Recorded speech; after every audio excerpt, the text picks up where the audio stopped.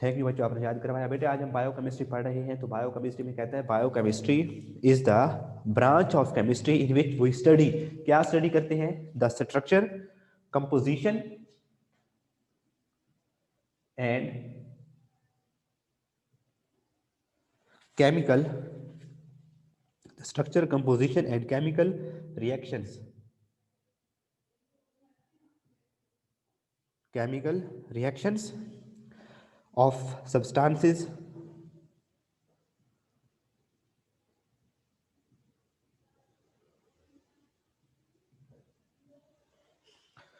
found in living organisms,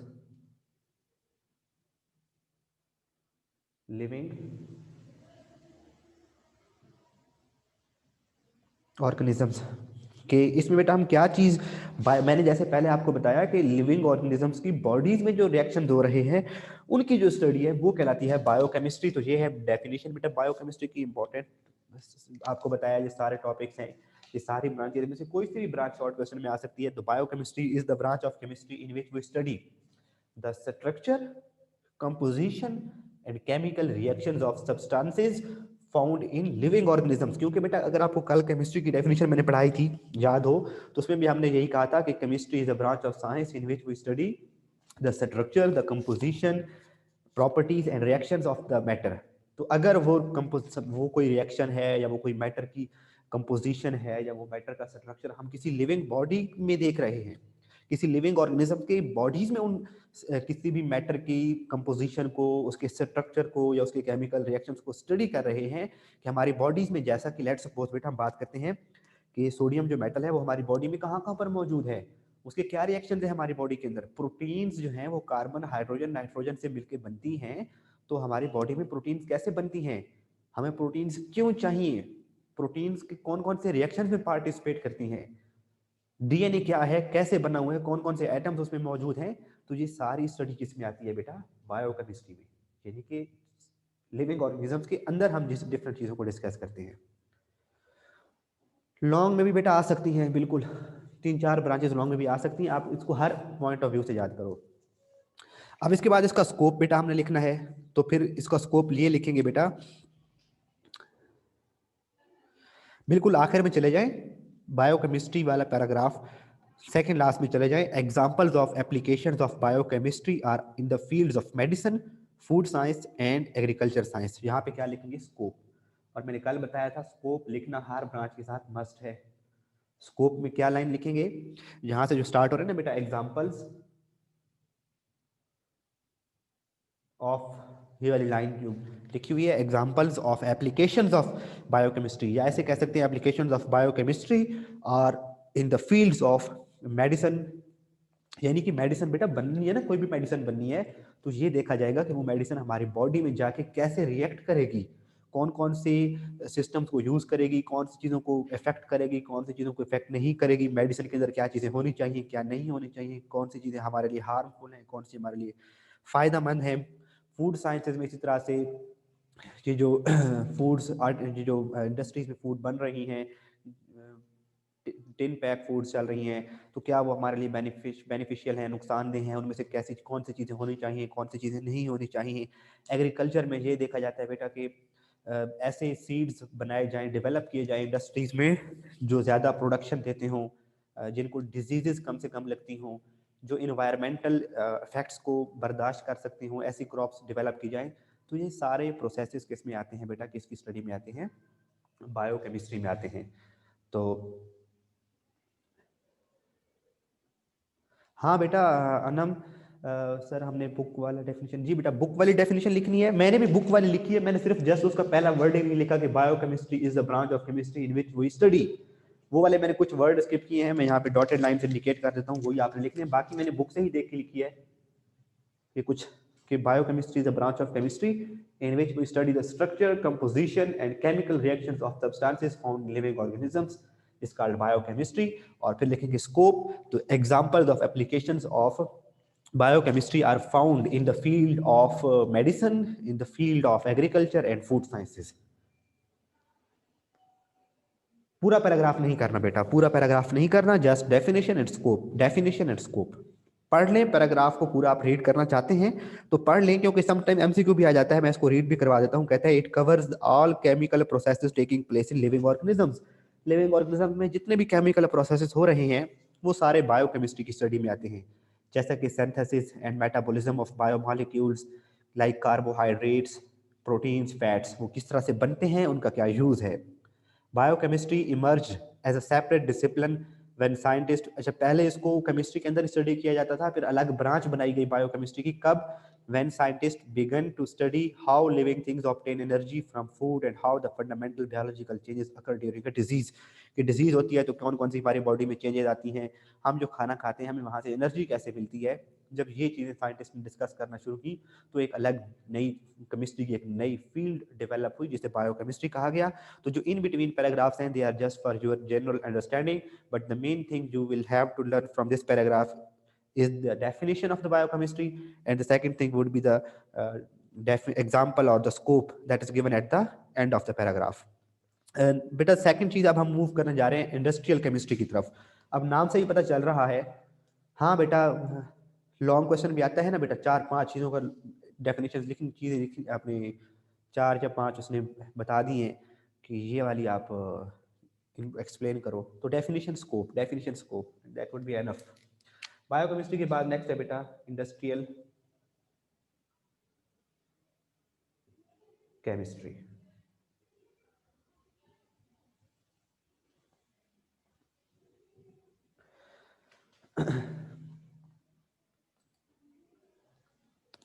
अब बेटा industrial chemistry नाम से पता चल रहा है भी इंडस्ट्रियल प्रोसेसेस को स्टडी किया जाएगा। जितने भी इंडस्ट्रीज में प्रोसेसेस चल रहे हैं उनकी स्टडी जो है वो किस में आएगी, इंडस्ट्रियल केमिस्ट्री में आएगी। तो कहता है बेटा कि the branch of chemistry that deal with the, किसके साथ डील करता है, with the branch of chemistry that deal with the manufacturing of chemical compounds on commercial scale.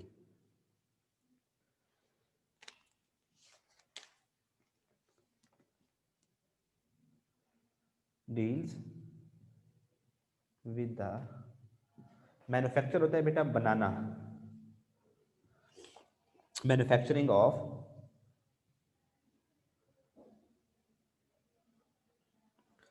Chemical compounds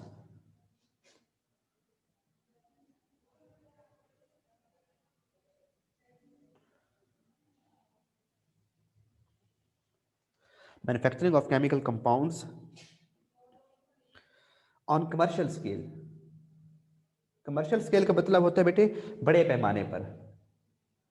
एक होता है ना बेटा डोमेस्टिक स्केल, अगर कोई भी चीज़ आप लेट्स सपोज आप अचार बनाते हैं, पिकल बनाते हैं अचार घर में अपने इस्तेमाल के लिए, तो वो डोमेस्टिक उसका होगा। लेकिन अगर आप एक बहुत बड़े पैमाने पे इंडस्ट्री डेवलप करते हैं और एक्सपोर्ट या फिर अब जब फिर दूसरे सिटीज़ में बेचने का एक कारोबार शुरू करते हैं तो that will be commercial scale. तो कमर्शियल स्केल का मतलब है बड़े पैमाने पर जो आप फिर उसको सेल करें, आपको फिर उससे प्रॉफिट आए। तो इंडस्ट्रियल केमिस्ट्री क्या है, is a branch of chemistry that deal with the manufacturing of chemical compounds on commercial scale. बड़े पैमाने पर हमने मैन्युफैक्चर करने हैं केमिकल कंपाउंड्स। कौन कौन से केमिकल कंपाउंड्स आ जाएगा, सीमेंट इंडस्ट्री आ जाएगी बेटा, सिरेमिक इंडस्ट्री आ जाएगी इसमें, कि सिरेमिक इंडस्ट्री किन प्रिंसिपल्स पे काम करती है, सीमेंट इंडस्ट्री किन प्रिंसिपल्स पे काम कर रही है, मेटलर्जी है किन प्रिंसिपल्स पे काम कर रही है, कौन से रूल्स उसमें फॉलो हो रहे हैं, कौन से उनमें रिएक्शंस हो रहे हैं। आपकी ये मिरर इंडस्ट्री है, आपके पेपर इंडस्ट्री है। तो इन सारी इंडस्ट्रीज में जो बेसिक स्टडीज है उनके बेसिक प्रिंसिपल्स की, वो सारी किस में आएगी, इंडस्ट्रियल केमिस्ट्री में आएगी। तो इसे कहेंगे इंडस्ट्रियल केमिस्ट्री। आगे इसका स्कोप चल रहा है बेटा, अच्छा इसको it deals with the manufacturing of basic chemicals such as oxygen, chlorine, ammonia, caustic soda, nitric acid, and sulfuric acid. These chemicals provide the raw materials for many other industries such as fertilizers, soap, textile, agricultural product, paints, paper, etc. तो ये बेटा सारी लाइनें scope में आएगी, लेकिन ये तो काफी ज्यादा नाम लिखे हुए, तो आप 3-4 भी लिख सकते हैं, जैसा कि it deals with the manufacturing of basic chemicals such as oxygen, chlorine, ammonia, caustic soda, nitric acid, sulphuric acid, यहाँ तक कर लें इसका स्कोप। ठीक है बच्चों, यानी कि आपने शुरू किया, लिखा कि the branch of chemistry, industrial chemistry paper में शॉर्ट क्वेश्चन आता है, आपने डिफाइन किया इसको, the industrial chemistry is the branch of chemistry that deals with the manufacturing of chemical compounds on commercial scale, फिर आपने लिखा it is called industrial chemistry, फिर आपने लिखा स्कोप, तो स्कोप में लिखेंगे it deals with the manufacturing of basic chemicals such as oxygen, chlorine, ammonia, caustic soda. बेटा कास्टिक सोडा का फार्मूला होता है NaOH, कास्टिक सोडा का फार्मूला होता है NaOH, ये कास्टिक सोडा है। और इसका आपने भी बार बार ये आगे भी पहले भी इससे आपने इसका नाम पढ़ा होगा, आगे भी 10th क्लास में इसके बहुत से रिएक्शन हम देखेंगे। NaOH सोडियम हाइड्रोक्साइड भी कहते हैं इसको, कास्टिक सोडा भी कहते हैं इसको। अच्छा, उसके बाद नाइट्रिक एसिड, नाइट्रिक एसिड होता है बेटे HNO3, this one is nitric acid, HNO3 acid है। उसके बाद सल्फ्यूरिक एसिड आप लोगों को पता ही होगा, H2SO4। तो ये सारे केमिकल्स की जो मैन्युफैक्चरिंग है उनको कौन देखेगा, इंडस्ट्रियल केमिस्ट्री। नेक्स्ट है बेटा न्यूक्लियर केमिस्ट्री। यहाँ तक ओके है बेटा, मैं इसको रेस करने लगा हूँ, आगे चलते हैं न्यूक्लियर केमिस्ट्री की तरफ। ठीक है बच्चों, किसी का कोई क्वेश्चन तो नहीं है?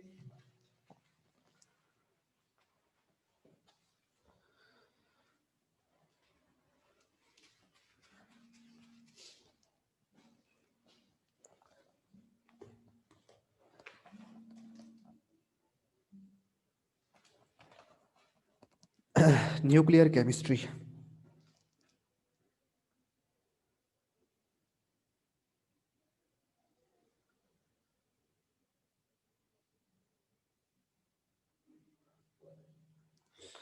जी नाम से पता चल रहा है इसमें न्यूक्लियर रिएक्शंस को स्टडी किया जाएगा।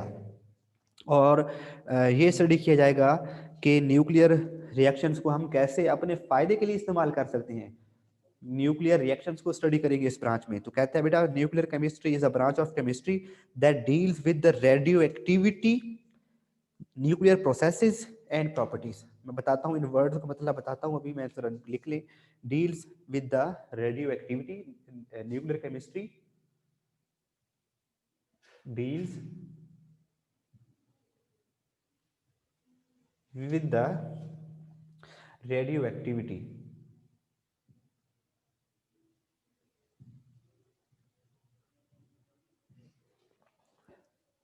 nuclear processes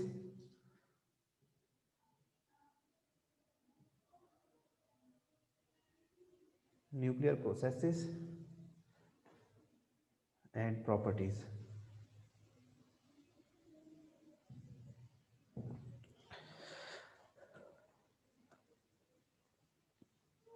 जी बेटा, बेटा जो यूरेनियम है, यूरेनियम और भी एटम्स हैं, इन्हें कहते हैं radio active, radio active word है बेटा, रेडियो एक्टिव एलिमेंट्स। और उसकी एक एग्जांपल मैंने आपके सामने लिखी है, यूरेनियम। रेडियो एक्टिव एलिमेंट कौन से होते हैं बेटा? ये अनस्टेबल एलिमेंट्स हैं। Radio active elements unstable elements हैं, और ये एलिमेंट्स क्या करते हैं, रेडिएशन एमिट करते हैं। यानी कि अगर यहाँ पे यूरेनियम का कोई एटम मौजूद है तो वो रेडिएशन एमिट करेगा, हाई एनर्जी रेडिएशन एमिट करेगा हर तरफ। और ये जो रेडिएशन हमने ड्रा किए हैं, इनकी एनर्जी बहुत हाई होती है और इनको पॉजिटिव पर्पस के लिए भी यूज़ किया जा सकता है और इनको नेगेटिव पर्पस के लिए भी यूज़ किया जा सकता है। पॉजिटिव पर्पस के लिए इसलिए कि बेटा जो यहाँ पर रेडियो एक्टिविटी का अमल हो रहा होता है, रेडियो एक्टिविटी का प्रोसेस हो रहा होता है, तो वहाँ पे बहुत ज़्यादा एनर्जी रिलीज होती है और उस एनर्जी को यूज़ करके बिजली बनाई जा सकती है। जैसा कि हमारे पाकिस्तान में चश्मा में न्यूक्लियर बिजली प्रोड्यूस, न्यूक्लियर पावर रिएक्टर्स हैं, वहाँ पे न्यूक्लियर एनर्जी को यूज़ करके उससे इलेक्ट्रिसिटी प्रोड्यूस करवाई जा रही है। और उसके अलावा कराची में 1979 में एक न्यूक्लियर रिएक्टर इस्टेब्लिश किया गया था जहां पर इस न्यूक्लियर एनर्जी से इलेक्ट्रिसिटी प्रोड्यूस करवाई जा रही है। दूसरा है, इससे एटॉमिक बॉम्ब बनता है और यही उसमें रेडिएशन एमिट होती हैं, तो वो इंसान के लिए डेंजरस होती हैं क्योंकि इनकी हाई एनर्जी होती है। जब रेडिएशन हमारी बॉडी में से गुजरती है तो हमारे सेल्स को डैमेज करती हैं, बॉडी के सेल्स जब डैमेज हो जाएंगे तो डेथ हो जाती है। तो रेडियो एक्टिविटी वो प्रोसेस है, रेडियो एक्टिविटी वो प्रोसेस है जिसमें radio active element radiation emit करता है। रेडियो एक्टिव एलिमेंट का रेडिएशन एमिट करने का प्रोसेस क्या कहलाता है बेटा? रेडियो एक्टिविटी कहलाता है। तो न्यूक्लियर केमिस्ट्री में क्या चीज स्टडी की जाएगी? रेडियो एक्टिविटी को स्टडी किया जाएगा। ये जो न्यूक्लियर प्रोसेसेस हो रहे हैं, किस तरह से न्यूक्लियर एनर्जी को पॉजिटिव पर्पसेस के लिए यूज किया जा सकता है, तो और उसकी क्या प्रॉपर्टीज हैं, ये सारी किस चीज में स्टडी की जाएगी बेटा? न्यूक्लियर केमिस्ट्री में स्टडी की जाएंगी। Nuclear chemistry deals with the radio activity, nuclear powers, nuclear process and properties. उसके बाद बेटा इसका आएगा scope. The main concern of this branch is with the atomic energy and it's uses in life. यहां तक बेटा डेफिनेशन आएगी सारी, यहां तक सारी डेफिनेशन आएगी। मैं दोबारा बता रहा हूं। हाँ, कैंसर पेशेंट्स को एक बच्चे ने कहा है कि सर कैंसर पेशेंट्स को भी रेडिएशंस के थ्रू ट्रीट करते हैं, उसे कहते हैं रेडियोथेरेपी कहते हैं उसको। उसमें भी यही कहता है कि जिस बॉडी पार्ट पे कैंसर सेल्स होते हैं तो उस बॉडी पार्ट पर रेडिएशन एमिट करवाई जाती है ताकि वो सेल्स डैमेज हो जाए, और कैंसर सेल्स मर जाएंगे तो कैंसर बॉडी में फैलेगा नहीं। तो ये उसमें भी इलाज होता है। ये आप लोगों का थर्ड चैप्टर में था भी सही, आइसोटोप्स के यूजेस, लेकिन वो तो आपके क्योंकि सिलेबस में से निकलवा दिए हैं तो इसलिए हमने उनको डिस्कस नहीं किया, अदरवाइज वो हम पढ़ते सारा।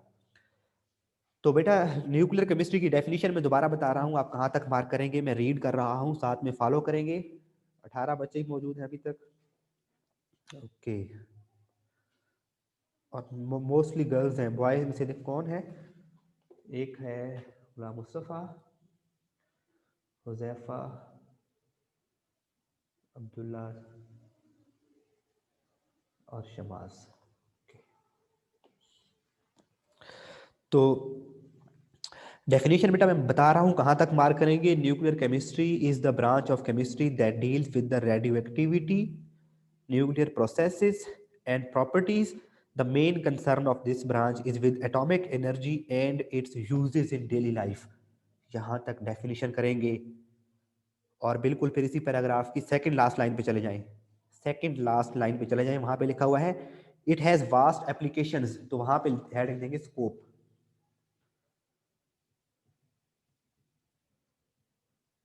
इट हैज वास्ट एप्लीकेशन वाली लाइन पे जाके हेडिंग देंगे स्कोप।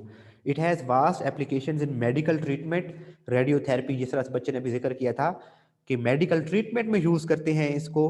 प्रिजर्वेशन ऑफ फूड, ये जो आप लोग नाम सुनते हो ना बेटा, ये जो दूध है वो पैक टिन में मौजूद है और वो महीना महीना तक खराब नहीं होता, वो क्या करते हैं, उसको मुझे नाम भूल गया है, उनमें से रेडिएशन पास करवाते हैं, हाई एनर्जी रेडिएशन पास करवाते हैं, तो उसमें जो बैक्टीरिया वगैरह है वो मर जाते हैं। तो फिर इस तरह से दूध जो है वो ज़्यादा अरसे तक प्रिजर्व रहता है, ख़राब नहीं होता। Preservation of food and generation of electrical power through nuclear reaction etcetera. तो ये इसका स्कोप है। क्या चीज़ इसमें, तीन चीज़ें हमने पढ़ी हैं कि जो इसकी एप्लीकेशन है न्यूक्लियर केमिस्ट्री की, they are in the fields of medical treatment, radiotherapy जिसे कहते हैं, in the preservation of food, और थर्ड है पावर जनरेशन, इलेक्ट्रिसिटी की प्रोडक्शन में इसको यूज किया जाता है। तो ये है बेटा न्यूक्लियर केमिस्ट्री। नेक्स्ट है बेटा एनालिटिकल केमिस्ट्री।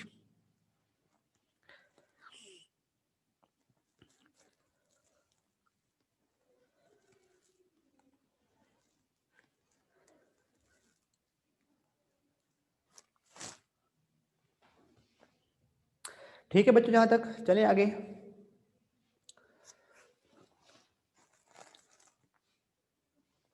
नेक्स्ट है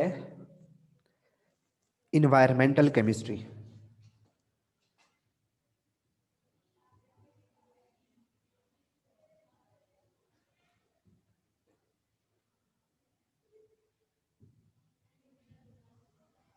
तो इन्वायरमेंटल केमिस्ट्री में बेटा हम लोग यही डिस्कस करेंगे कि हम अपने इन्वायरमेंट को कैसे प्रिजर्व कर सकते हैं, कौन सी चीज़ें हैं जो हमारे इन्वायरमेंट के लिए हार्मफुल हैं, गाड़ियों का धुआं वगैरह है वो हमारे इन्वायरमेंट के साथ कैसे इंटरेक्ट करता है, कैसे उसको ख़राब करता है। तो ये सारी चीज़ें, इन चीज़ों की केमिस्ट्री हम पढ़ेंगे इन्वायरमेंटल केमिस्ट्री में। तो स्टार्ट में इसकी डेफिनेशन बेटा,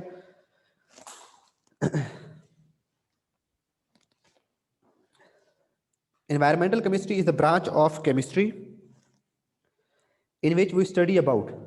तो ये किसके साथ डील करती है? environmental chemistry में हम क्या करते हैं? environmental chemistry we study about किसके अबाउट स्टडी है? द कंपोनेंट्स ऑफ एनवायरमेंट, कि हमारे एनवायरमेंट के कौन कौन से कंपोनेंट्स हैं, कंपोनेंट्स ऑफ एनवायरमेंट,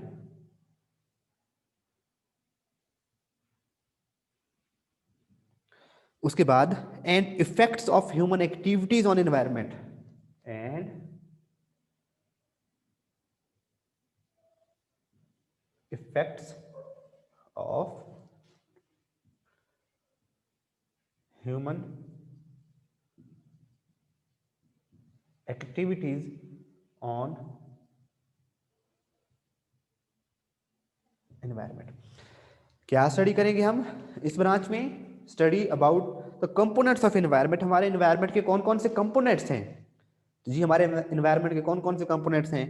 गैसेज हैं डिफरेंट, कौन कौन सी जी हमारे इसमें एनवायरमेंट में कौन कौन सी गैसेज मौजूद है? 78% नाइट्रोजन है, 21% ऑक्सीजन है, 0.4% कार्बन डाइऑक्साइड है, वाटर वेपर्स मौजूद हैं, सनलाइट है, डिफरेंट ओजोन गैस मौजूद है।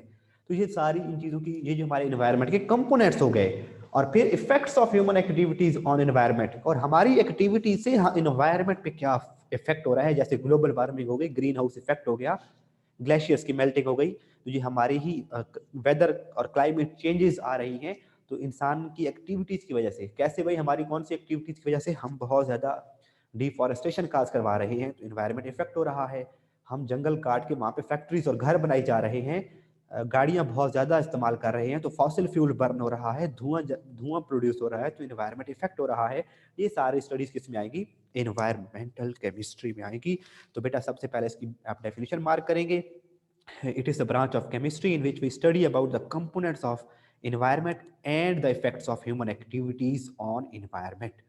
यहां तक हो जाएगी इसकी डेफिनेशन। और इसके बाद यहाँ पे लिखा हुआ है इन्वायरमेंटल, तो इसके ऊपर आप हेडिंग दे देंगे इसका स्कोप। तो स्कोप में आ जाएगा बेटा, environmental chemistry is related to other branches like biology, geology, ecology, soil and water. The knowledge of chemical processes taking place in environment is necessary for its improvement and protection against pollution। ये सारा यहाँ तक लिखेंगे। हमें पता होगा environment के components का और ये कैसे हमारे एनवायरनमेंट को इफेक्ट करते हैं, तभी हम पोल्यूशन से, अपने एनवायरनमेंट को पोल्यूट होने से बचा सकते हैं। तो यहाँ तक बेटा आ गया आपका इन्वायरमेंटल केमिस्ट्री। अब है बेटा last branch, analytical chemistry. Analytical word बेटा है एनालिसिस से निकला है।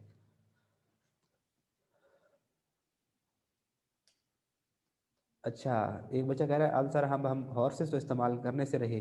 तो बेटा हम हॉर्सेस को इस्तेमाल तो करने से रहे, बिल्कुल हम, ऐसी बात है, लेकिन हम ऐसी गाड़ियां तो डेवलप कर सकते हैं जो पोल्यूशन कम से कम प्रोड्यूस करें, धुआं कम से कम प्रोड्यूस करें। हम ऐसा काम तो कर सकते हैं कि हम घर जो है वो उन एरियाज में बनाएं जो ऑलरेडी बैरन लैंड है, कल्टीवेटेड लैंड से, जंगल को ना काटें, बल्कि उन एरियाज में घर बनाएं जहाँ पे पहले दरख्त नहीं है। हम क्या कर रहे हैं, दरख्तों को काट काट के घर बनाई जा रहे हैं। हम घोड़े तो नहीं भगा सकते, लेकिन हम ऐसा तो कर सकते हैं कि हम फ्यूल की क्वालिटी को, जैसे हाई ऑक्टेन आ गया, पहले आम नॉर्मल पेट्रोल और डीजल थे, फिर हाई ऑक्टेन, और फिर अब यूरो 5 ऑयल तक पहुंच गए हैं। तो फ्यूल की क्वालिटी को बेहतर कर रहे हैं, फ्यूल में से वो चीज़ें निकाल रहे हैं जो एनवायरनमेंट को इफेक्ट करती हैं, सल्फर के कंपाउंड्स वगैरह हो गए। और हम बजाय इसके कि एक ऑफिस में जाना है 50 बंदों ने, 50 बंदे 50 बाइक्स पे जाएं या 50 कार, हर बंदा अपनी इंडिविजुअल कार जो है वो लेकर जाए, गाड़ी ड्राइव करके जाए, उससे बेहतर है कि एक पब्लिक ट्रांसपोर्ट यूज करें, कि एक बस, उसमें 50 बंदे आ सकते हैं, वो एक बस का धुआं कितना होगा, और 50 गाड़ियां अगर हर बंदा अलग अलग जाता है तो कितना धुआं होगा। तो हम चीज़ों को कंट्रोल तो कर सकते हैं। सारा है बेटा अपना मरियम इमरान बेटे, जहाँ पे डेफिनेशन खत्म हो रही है उससे आगे सारा 3 लाइनें सारी उसके स्कोप में आ जाएंगी। Analytical chemistry.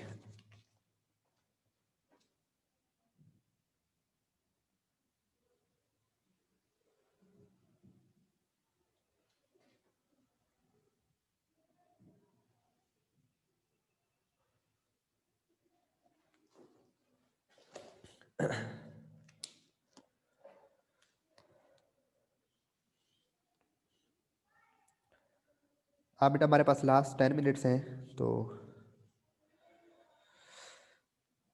एनालिटिकल केमिस्ट्री में बेटा कहते हैं इसमें एनालिसिस करना है चीज़ों का।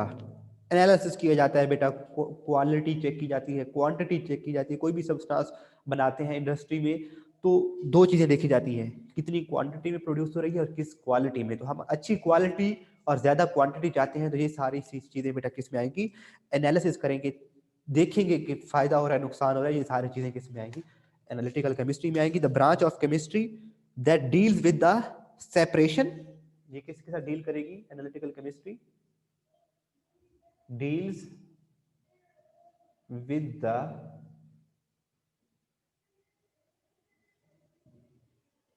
सेपरेशन एंड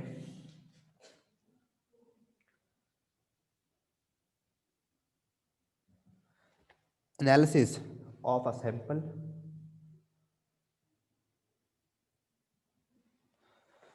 to identify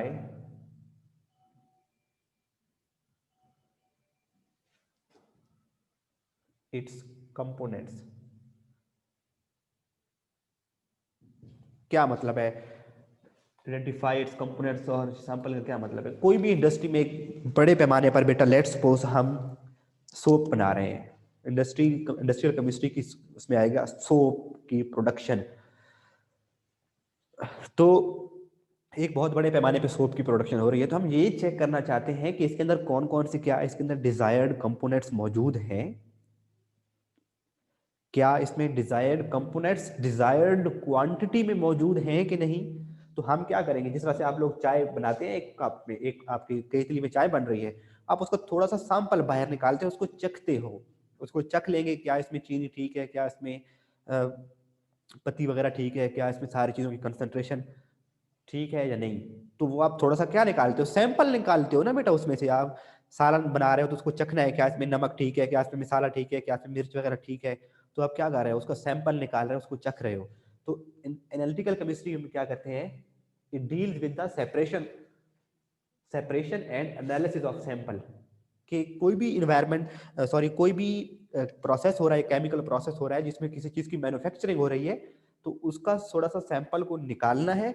वो सैंपल कैसे निकालना है, वो इसी एनालिटिकल केमिस्ट्री में आएगा। और फिर उस सैंपल का एनालिसिस करना है कि इस सैंपल में कौन कौन सी चीज़ें मौजूद हैं और कितनी मौजूद हैं, क्वांटिटी और क्वालिटी दोनों चेक होगी। और फिर उसको आइडेंटिफाई करेंगे, इसके कंपोनेंट्स आइडेंटिफाई करेंगे, तो ये ब्रांच केमिस्ट्री की क्या कहलाएगी, एनालिटिकल केमिस्ट्री। तो दोबारा देखिए बेटा, analytical chemistry is the branch of chemistry that deals with the separation and analysis of sample. कि सैंपल को कैसे निकालना है, उसका कैसे एनालिसिस करना है, और फिर ये आइडेंटिफाई करना है कि उस सैंपल के अंदर कौन कौन से कंपोनेंट्स मौजूद हैं। ये आएगा एनालिटिकल केमिस्ट्री में। The separation is carried out prior to qualitative and quantitative analysis. अच्छा, इसके बड़ा स्कोप पे चले जाए, जहां तक डेफिनेशन करेंगे ना, कंपोनेंट तक डेफिनेशन करेंगे, और बिल्कुल आखिर में चले जाएं तो लिखा है the scope of this branch covers, वहां तक चले जाएं, लास्ट लाइन, बिल्कुल लास्ट लाइन, पेज 3 पर last line, the scope of this branch covers food, water, environmental and clinical analysis. आपके जो ब्लड टेस्ट होते हैं ना बेटा, आपका ब्लड टेस्ट हो रहा है, आपका अगर कोई यूरिन टेस्ट हो रहा है, लेबोरेटरीज में जो भी टेस्ट हो रहे हैं, वो भी यही एनालिसिस करते हैं, यही एनालिटिकल केमिस्ट्री की टेक्निक्स यूज करते हैं उनके ऊपर भी। इन्वायरमेंट के कंपोनेंट्स चेक करने हैं, क्या जी यहाँ पर कोई किस एरिया में ज़्यादा रेडिएशन तो नहीं आ गई, कार्बन डाइऑक्साइड तो ज़्यादा नहीं बढ़ गई, तो वो भी उस एयर को क्वांटिटेटिव उसका एनालिसिस किया जाएगा। तो ये सारा एनालिटिकल केमिस्ट्री में आता है। तो इसकी डेफिनेशन और स्कोप आपने क्लियर कर दिया। अब बात आ गई बेटा, दरमियान की जो लाइनें हमने स्किप की हैं वो रीड करते हैं, उसमें क्या कहते हैं। The separation is carried out prior to qualitative and quantitative analysis. देखिए, क्वालिटेटिव एनालिसिस करना है कि हमने इसकी क्वालिटी चेक करनी है, और क्वांटिटेटिव एनालिसिस करना है, हमने किसी सब्सटेंस की क्वांटिटी भी चेक करनी है। तो पहले क्या करेंगे, उसका सैंपल निकालेंगे ना। वही कहता है कि separation is carried out prior, separation पहले की जाती है, किससे, क्वांटिटेटिव और क्वालिटेटिव एनालिसिस से पहले हम उस सैंपल को निकालेंगे। द क्वालिटेटिव एनालिसिस, इसको अंडरलाइन करेंगे बेटा, क्वालिटेटिव एनालिसिस और क्वांटिटेटिव एनालिसिस में डिफरेंस आ जाता है। आपको पता है बेटा, क्वालिटेटिव एनालिसिस में हम क्वालिटी चेक करेंगे, और क्वांटिटेटिव एनालिसिस में हम क्वांटिटी चेक करेंगे। तो qualitative analysis provides the identify analysis provides the identity of a substance, composition of chemical species, हमें ये बताता है, क्वालिटेटिव एनालिसिस बताता है कौन कौन सी चीज मौजूद है, क्वालिटी बता देगा ना कि कौन सी चीजें कितनी, उसमें कौन कौन सी चीजें मौजूद हैं किसी भी रिएक्शन में।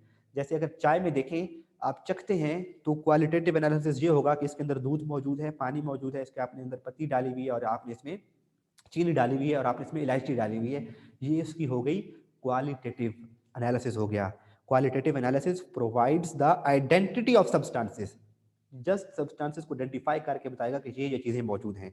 On the other hand qualitative analysis determines the amount of each component present in the sample, और जो क्वांटिटेटिव एनालिसिस है वो आपको ये बता देगा कि इसके अंदर चीनी है तो कितनी है, आपने कितने ग्राम्स चीनी ऐड की हुई है, कितने मोल्स, लेट्स सपोज केमिस्ट्री में बात करेंगे तो मोल्स पर डेसीमीटर क्यूब की फॉर्म में बताते हैं हम, तो कितने मोल्स पर डेसीमीटर क्यूब चीनी मौजूद है, कितने मोल पर डेसीमीटर क्यूब इसमें आपने दूध डाला हुआ है, कितने मोल्स पर डेसीमीटर क्यूब आपने इसमें पानी डाला हुआ है, तो ये सारी उसकी क्वांटिटी बताएगा। तो यहाँ पे आपने क्वालिटेटिव एनालिसिस और क्वांटिटेटिव एनालिसिस दोनों को, उनका डिफरेंस आ जाता है समटाइम्स, वो भी यहाँ से अलग तरीके से आप कर लेंगे।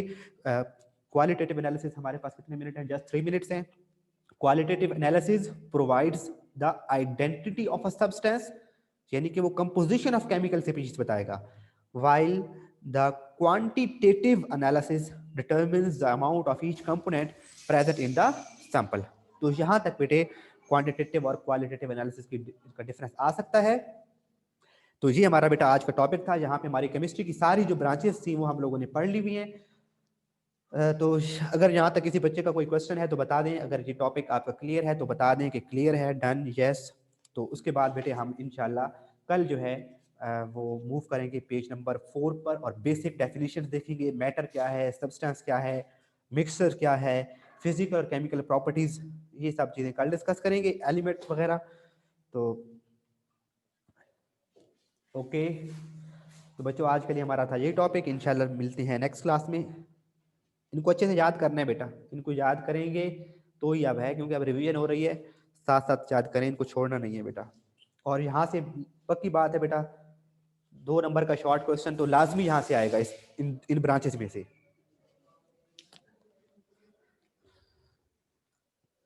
ओके बच्चों, अल्लाह हाफिज।